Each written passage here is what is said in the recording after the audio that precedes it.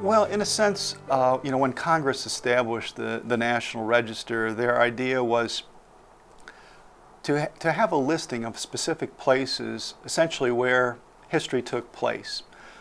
They wanted to look at those properties that were deemed important in our history and give them a chance of being preserved for the future. So I think that's part of why I think it's important to see this site on the National Register. It doesn't change one bit the facts of the history that happened here. The history is the history, and you can look at it from a variety of perspectives. But I think most people, regardless of their perspective on the actual events, would recognize that it was important.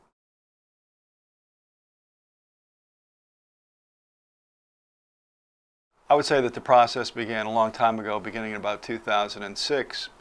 I had shortly gotten off the Governor's Advisory Board on Preservation, at which point I had really gained a lot of new knowledge in terms of why it's important to preserve a variety of aspects of our life and the lives of our predecessors.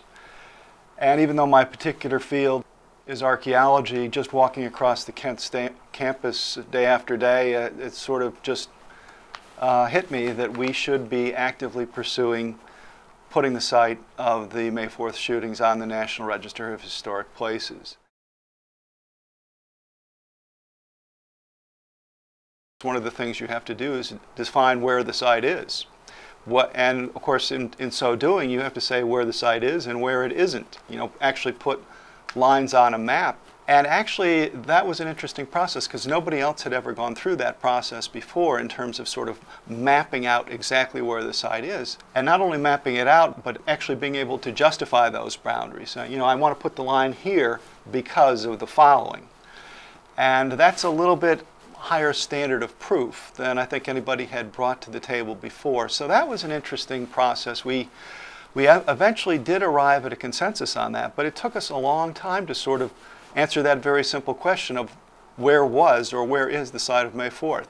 So it became important to us to think not just obviously of where the students actually fell, but also where the Guard and the students came from, where the Guard mustered right around, for example, the area of the ROTC building at the northern end of the Commons, and how they marched towards the students around the Victory Bell, and how the students then proceeded to sort of flow around Taylor Hall, ultimately down towards what we referred to as the Prentice Hall parking lot and the practice field.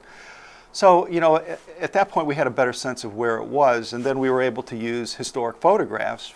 In this sense, it was kind of unusual for a national property to have such a rich photographic record.